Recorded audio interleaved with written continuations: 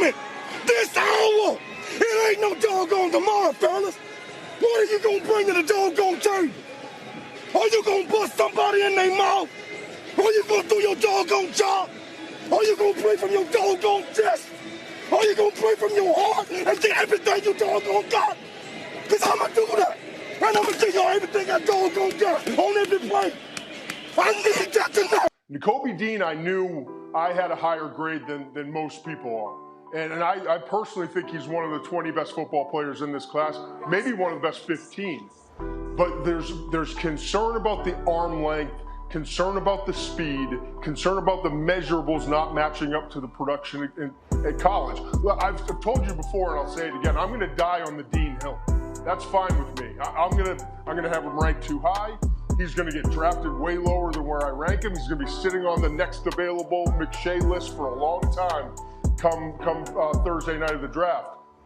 But I've been told by multiple people that they think there's a chance, and in fact, a couple teams said, we have his teammate, Quay Walker, who's a really good player, but he's not Dean on tape, but he's longer, he's faster, and they think there's more upside. That they have Quay Walker rated ahead of Dean, which was, I don't know if it was shocking to me because it's been building, and I kind of thought that something like that could come out when I talk to teams, but I just don't see that on tape. The best player on that defense every single game is Nakobe Dean, yet there's a legitimate chance, as you were alluding to, Mel, that he's still on the board when we finish up Thursday night and waiting all day Friday to get his name called probably in the first 5-7 picks. There's a legitimate chance Nakobe Dean isn't a first-round pick, and that blows my mind. We got Nakobe Dean, let's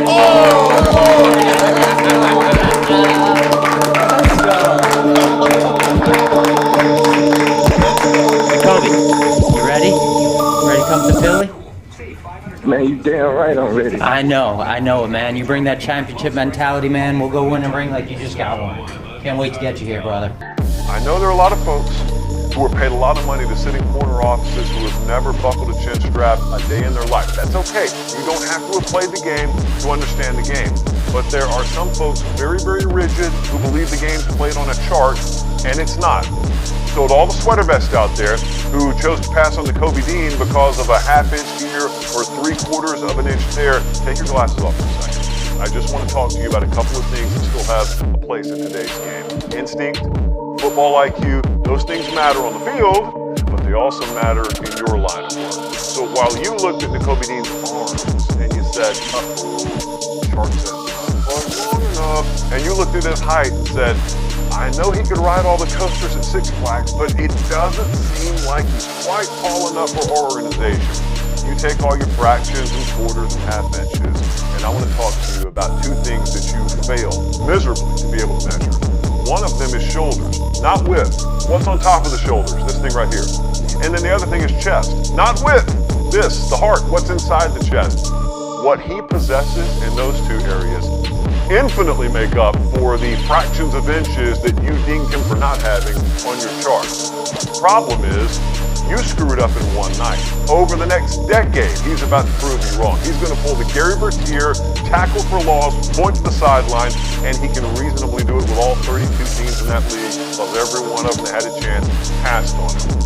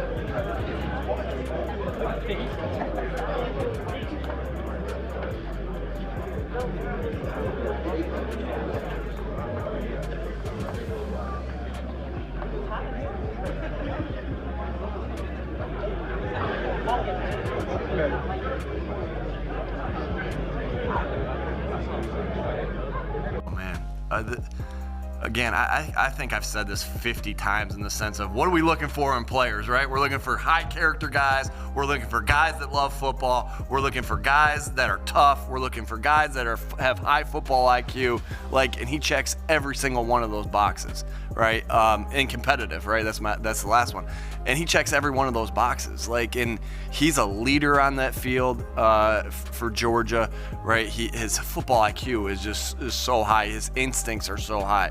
And that's just been my experience with players too, that guys with that are highly instinctive, they just find a way to make plays over and over and over and over again. And that's it's just so hard not to get excited about it. You right there, I think you need to get a little more excited back there, all right, about this. Yeah, no, you just look back.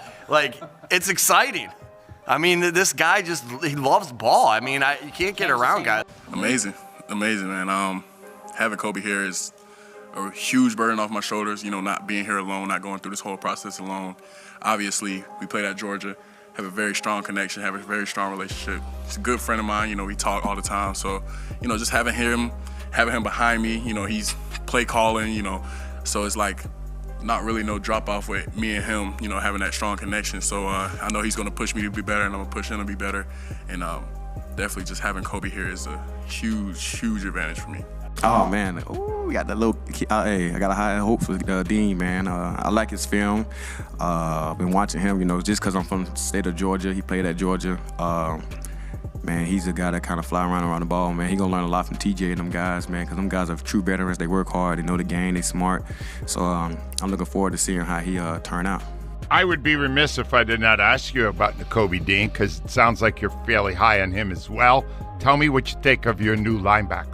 I had a chance to go down to Georgia because it's like one-stop shopping, if I'm going to go on a school call, maybe just go to the place that there's 9 guys on defense that are going to be drafted.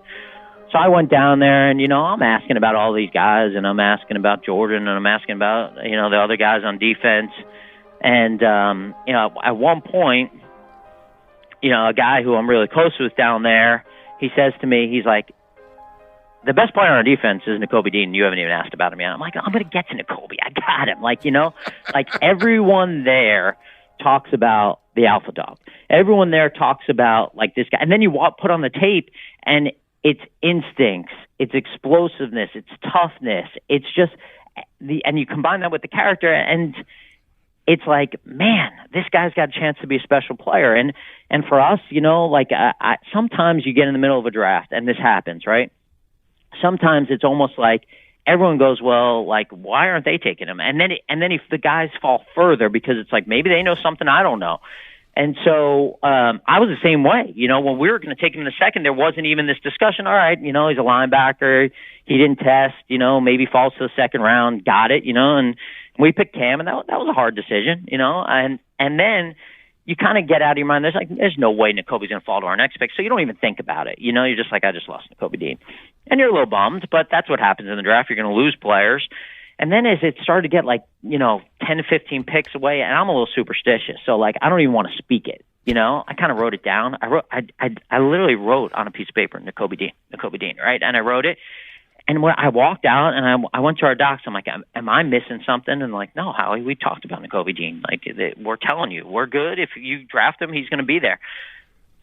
And then 5 picks before I picked, I said, you sure? And we went through it. And then it was just, really excited to get him.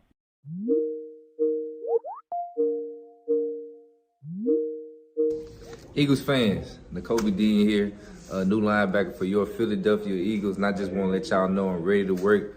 I'm ready to put in that sweat equity and fly, Eagles, fly.